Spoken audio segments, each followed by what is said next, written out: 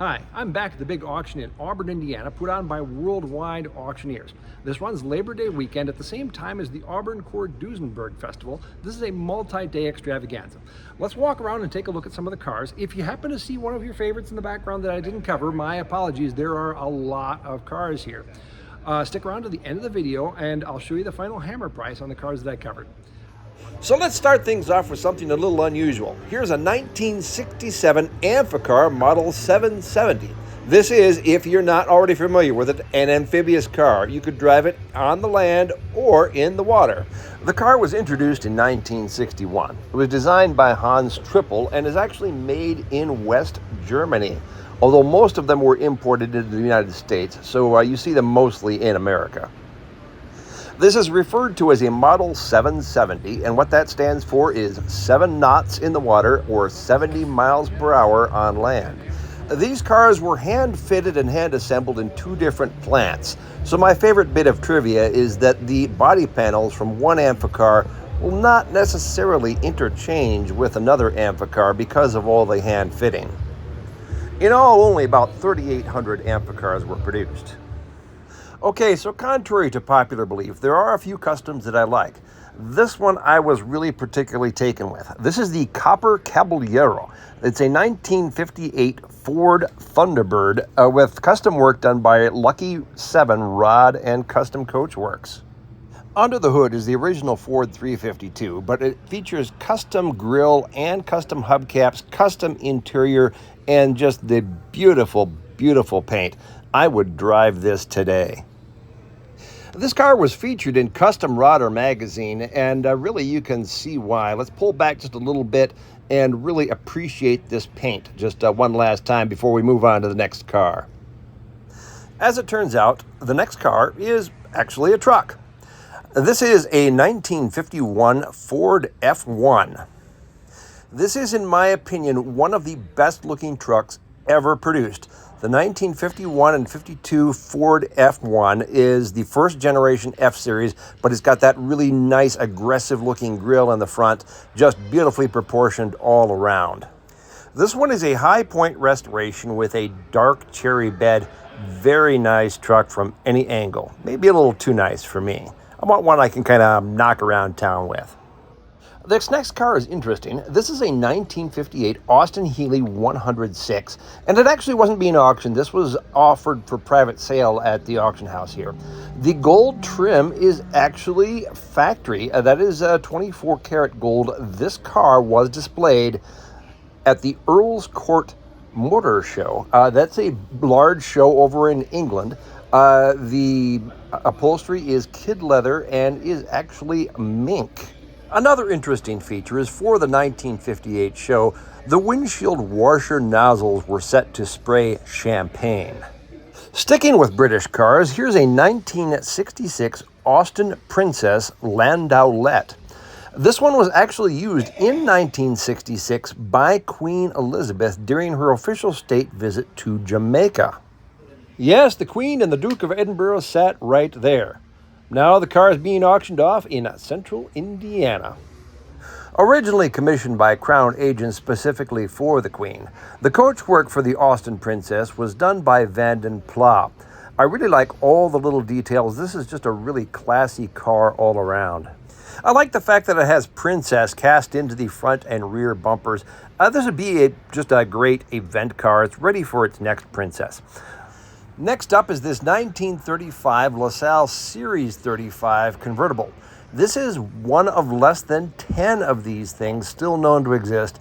This is my favorite year LaSalle. It has the super narrow grille, the chevrons on the front fenders, the Art Deco theme across the hood. This is the height of Art Deco design. For those not familiar with the LaSalle, in 1927, General Motors was looking to expand its line. So LaSalle was the companion car, the lower-priced option for Cadillac. Oldsmobile's lower-priced companion was the Viking. Buick got the Marquette, and of course, Oakland got the Pontiac. They continued making LaSalles all the way up until World War II, but it did not return post-war. I really like that taillight lens. That would be a tough one to replace.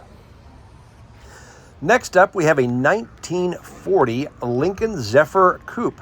This is a nice, actually unrestored example. The paint has a little bit of patina to it, which is really nice. Under the hood, we have a flathead V12.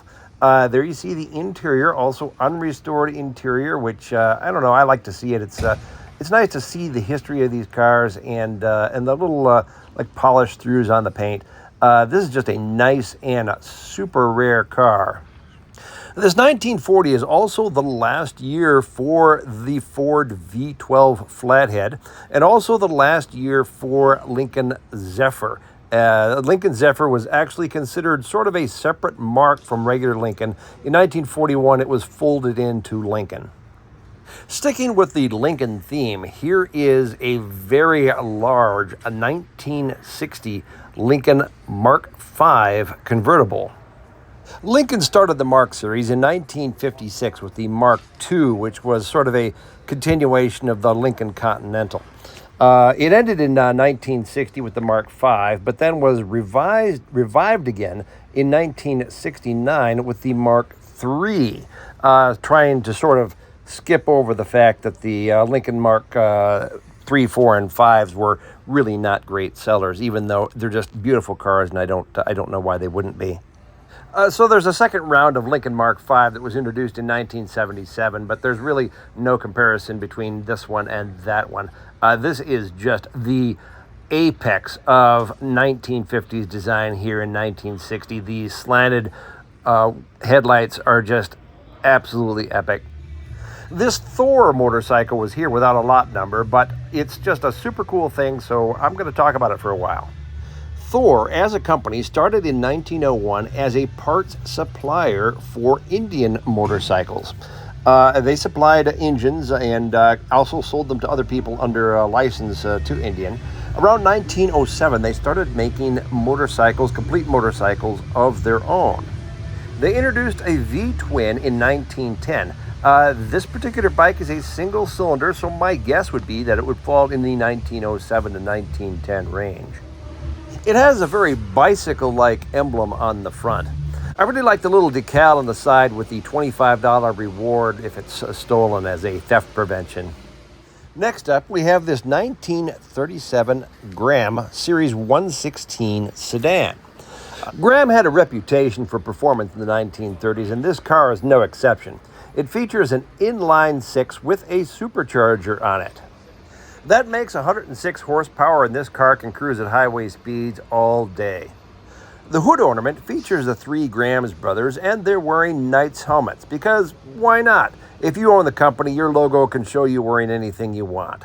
Absolute peak Art Deco beauty on this car. Here is a 1959 Porsche 356A Convertible D. This is actually a very rare car, and a barn find at that. Let me back you up a little bit here. Throughout the 1950s, Porsche's only production car, not counting the racing ones, their only production car was the 356 and then the redesigned 356A. The Convertible D was a well-refined option on the 356A for 1959 only.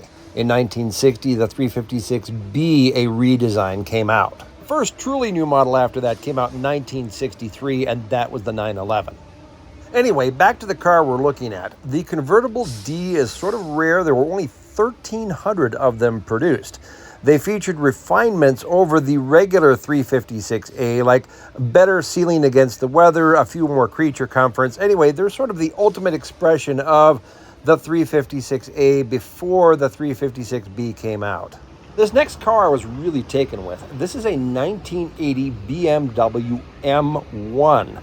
This is the first car from the BMW Motorsports division, or the first car in the M series, and BMW's only mid-engine supercar.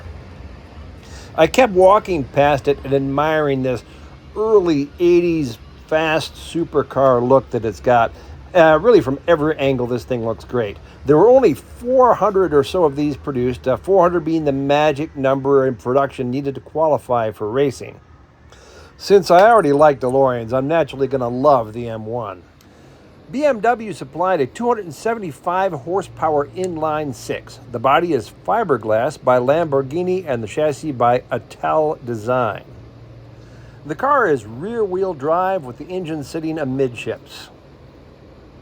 Here's a rare thing. This is a 1953 Months Jet. I'm talking about Earl Months, not Charles Months, the great explorer. Earl Months was a Chrysler dealer who became a car manufacturer. He is a real character who, among other things, designed his own television set. But anyway, the car was actually a product of Frank Curtis, a race car driver. He was bought out by Earl Months, and the design was altered a bit. There were about 200 of these things produced originally, so it's actually a very rare car, and it's neat to see. A very fast production car for its time. It used a Lincoln V8 engine under there. Speaking of quick, what you're looking at is not a normal Mustang.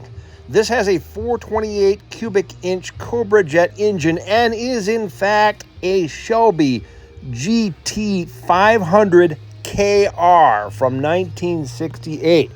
KR, of course, stands for King of the Road. This is technically not a Mustang. The tag for 1968 was simply Shelby GT 500 KR.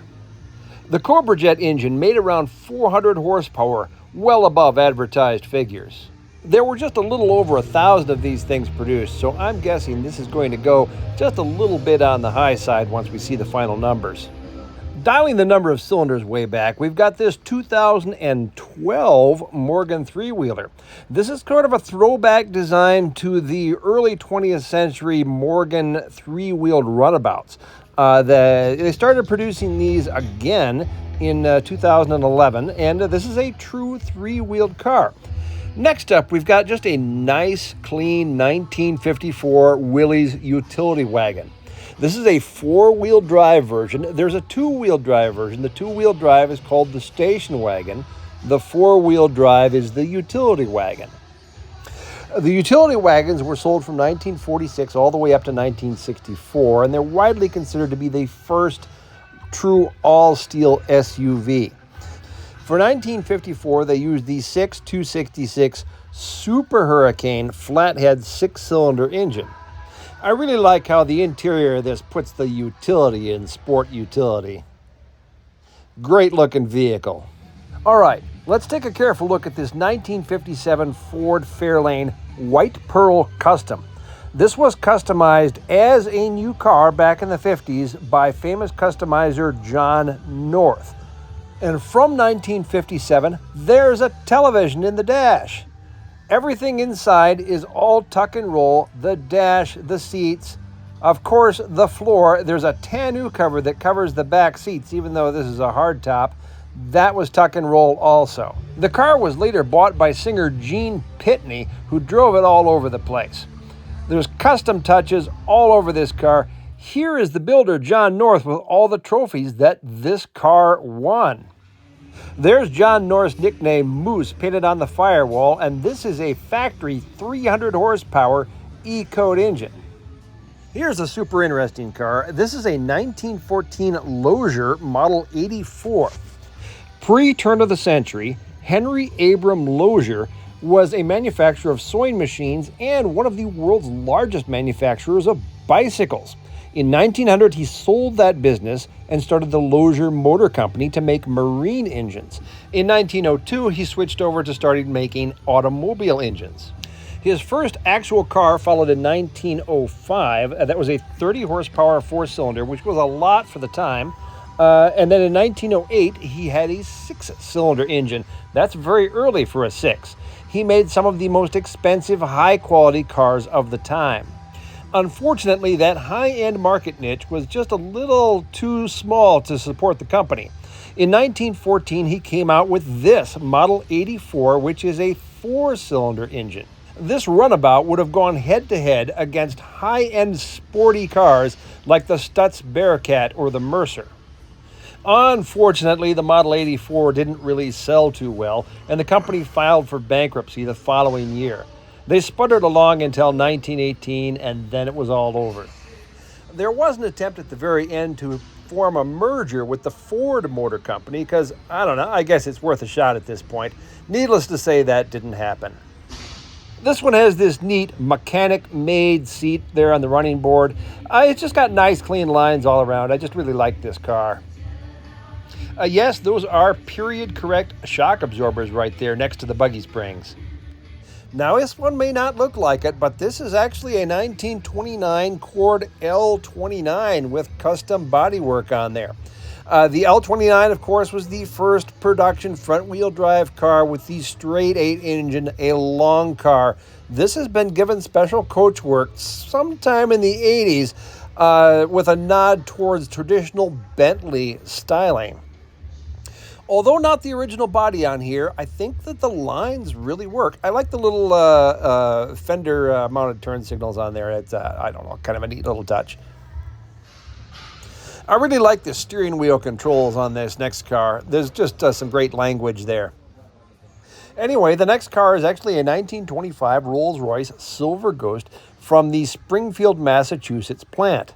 This is also not its original body. It started off life as a town car. However, this car was rebodied by Rolls-Royce itself. This was done in 1934 at the behest of the original owner. All right, it's time to talk about the world's first superhero car. This is the Green Hornet's car from the 1940 serials. This predates the Batmobile by years and years. Among other things, this car had a special fuel and engine developed by the Green Hornet's sidekick, Kato. That chemical has a powerful kick. Do you think the motor will stand it? It's the strongest motor ever built, and the fastest. Thanks to your scientific knowledge. The car.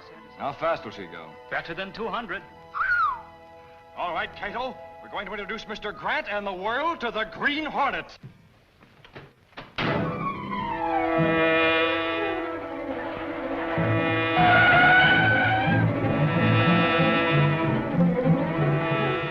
And here it is. This is the movie car. Somehow it survived all these years, although it lost its cool wheel skirts somewhere along the line.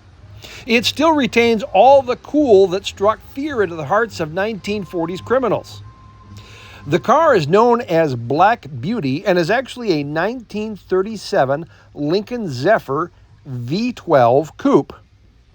This has a lot of options, including the accessory luggage rack that you see there, Lincoln peep mirrors, and Columbia rear axle. It's also equipped with a factory Lincoln radio, which is a very rarity in 1937. It's a massive thing that sits underneath the passenger seat, although the controls are still up on the dash. Now, it can't quite make the 200 miles an hour that Kato claimed, but it does have a Lincoln Flathead V12 under the hood. You open the hood by actually taking this hood ornament and twisting it over to the side. Just a beautiful hood ornament, by the way. Ah, yes, roll that beautiful bean footage. There is the Flathead V12 engine with original oil bath air cleaner up on top. Another added little bit of trivia for this car. For the 100th anniversary, Ford produced a model Lincoln Zephyr. This is the car that they used to take all those measurements off of for their little die-cast model. So if you're buying that die-cast model, this is the car that it's based off of.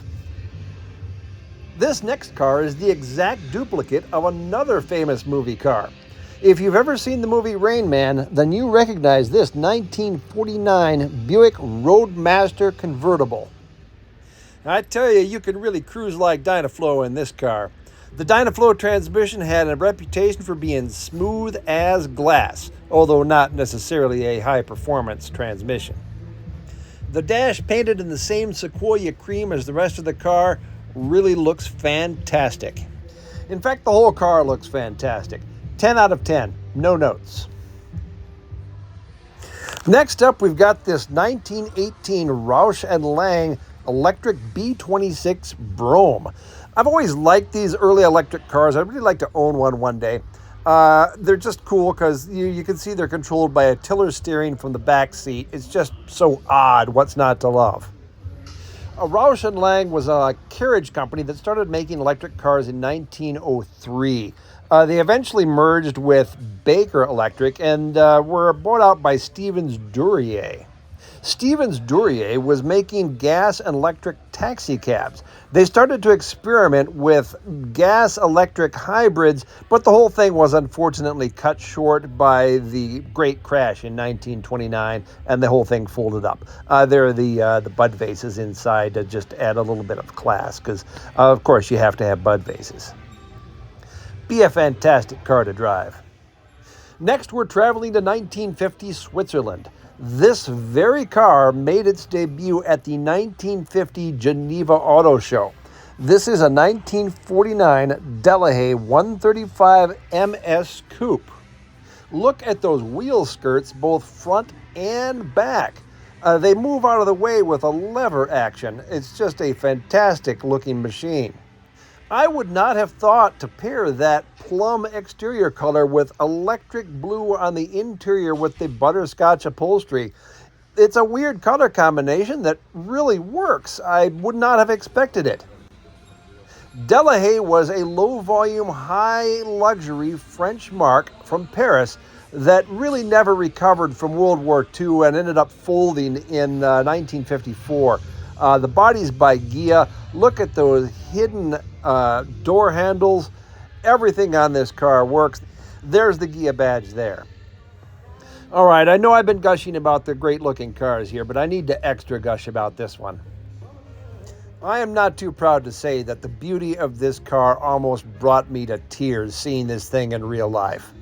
This is a 1938 Lincoln Model K Victoria convertible.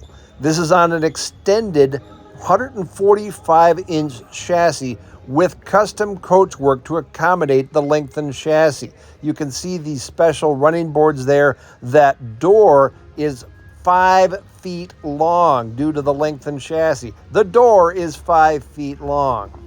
The fold-out arms there can accommodate a traveling trunk should you choose to make this car even longer. Here we see the special color-matched interior. This car has won multiple awards all around the country. A V12, Lincoln V12 engine in there, of course. The Lincoln Greyhound hood ornament has never looked better. This car is great from any angle. Just look in the back seat. It's beautiful, beautiful car. Here's a 1934 Ford V8 Roadster. Just a nice, desirable car. I think I mentioned before that hopping up or putting speed equipment on these early Ford V8 Roadsters made them hot roadsters or hot rods, and that's where that term came from. This one is straight and honest with its original flathead V8 engine. Just a nice, clean-looking car. If you know your cars, then you'll recognize this Gazelle hood ornament as belonging to a Chrysler. Immediately, we see that this is, in fact, not just a Chrysler, but this is a Chrysler Imperial, top of the line. Take a look at that front end with the headlights, the driving lights, the dual horns. This is a 1931 Chrysler CG Imperial Roadster. Of course, if you're going to be driving an Imperial Roadster, you get your initials monogrammed on the doors there. I would expect nothing less. We've got the dual side mounts. We've got the golf bag doors. The step plates there indicate that we've got a rumble seat in the back and the luggage rack. Just a nice car all around here.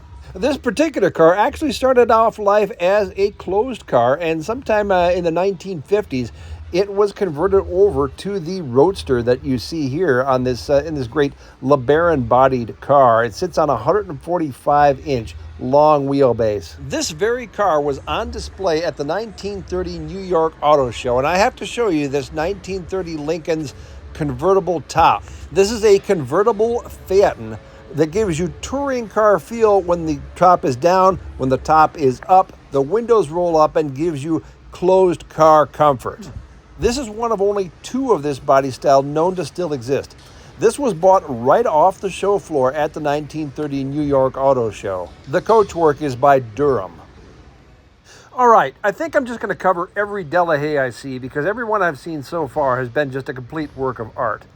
This 1937 135M Cabriolet is no exception. The chassis is by Delahay, but the coachwork and body is by Pennock of The Hague in the Netherlands. They were the most prestigious Dutch coach builders at the time, and I gotta say they really knocked it out of the park with this car. The entire history of this car is known since new. From its original owner in Rotterdam, it was eventually imported to Kitchener, Ontario, and then imported again to Buffalo, New York. Gloria Estefan rode in this car on the way to one of her concerts. At the time of the building of this car, Delahay was known not only as a top-end luxury marque, but also had a legitimate Le Mans pedigree. The 135M came equipped with a 3.6-liter overhead valve 6. I'm always amused by these little European-style semaphore turn signals, the little turn signal flags that pop out. Here's that 3.6-liter engine with triple Solex carburetors across the top. Beautiful engine bay here. All right, here's a 1963 Galaxy 500.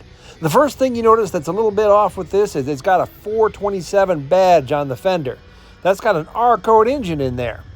Next, as we move back, you start to see other things like the Hoosier race tires on the back. What we have here is not an ordinary Galaxy 500.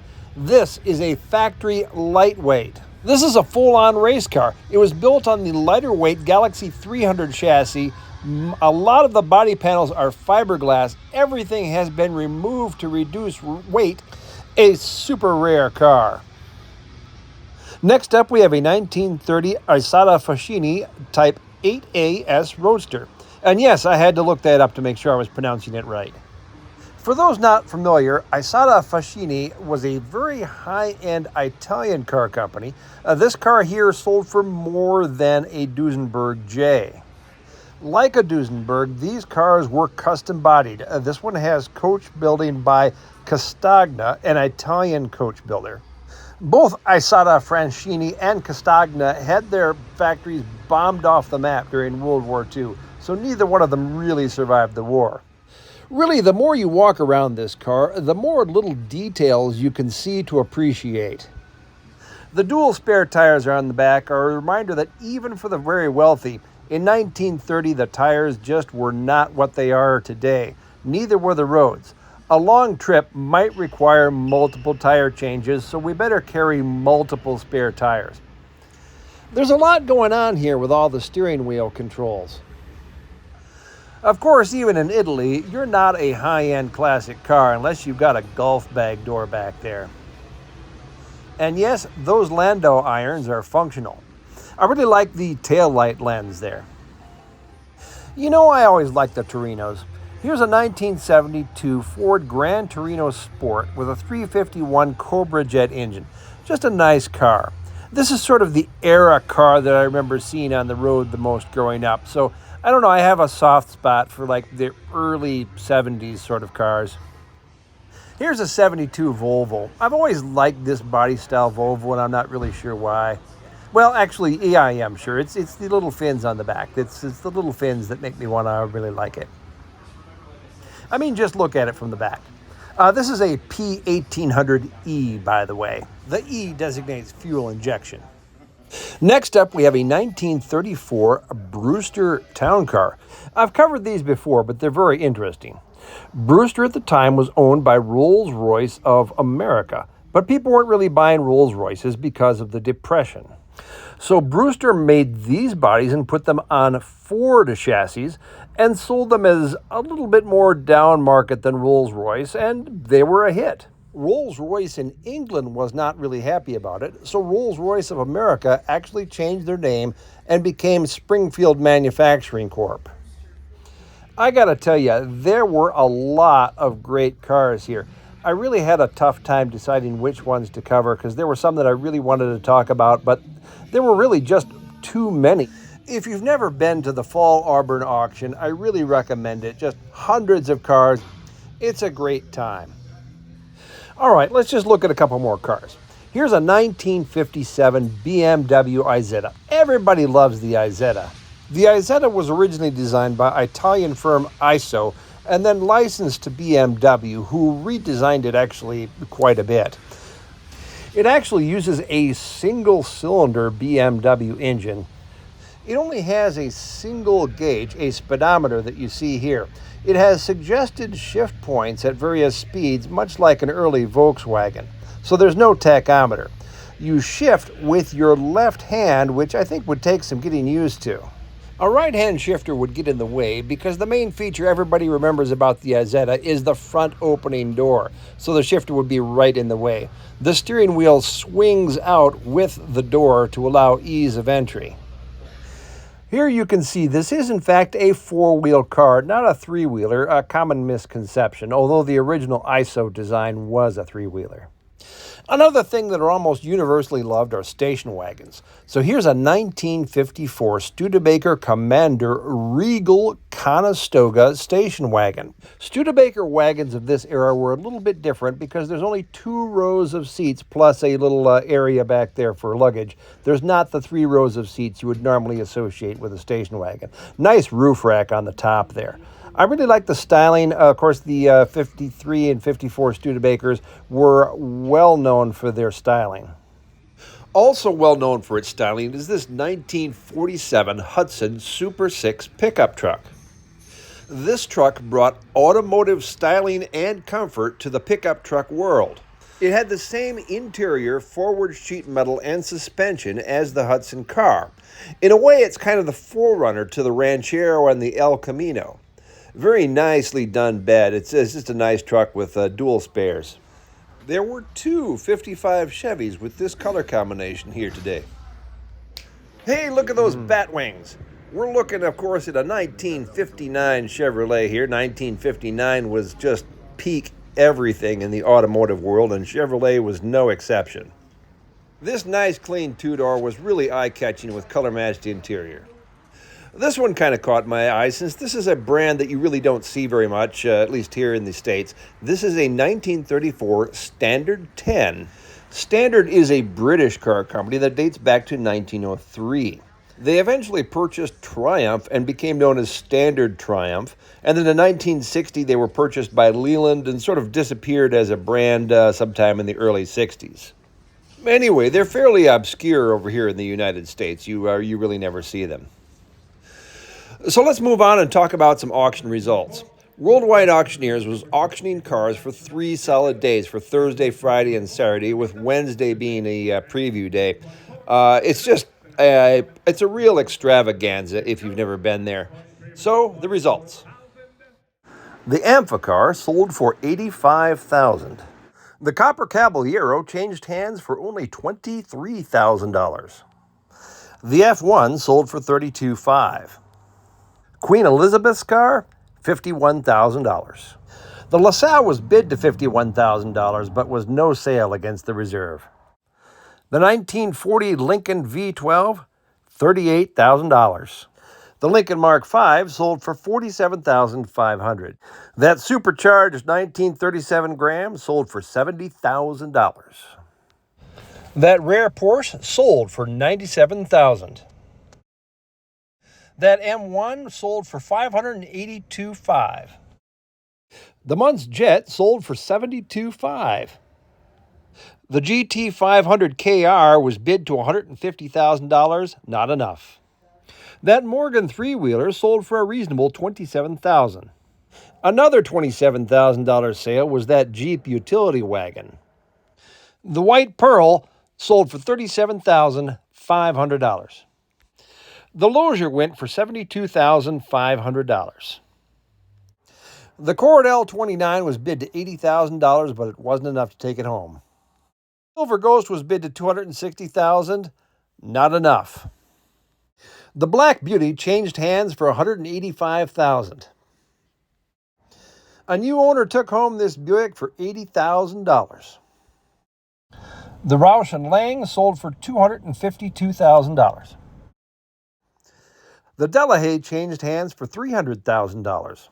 $472,000 took the Lincoln Model K home. The Ford V8 sold for $40,000. Nice clean car. The Imperial was bid to $260,000. No sale. $72,500 took home that convertible Phaeton.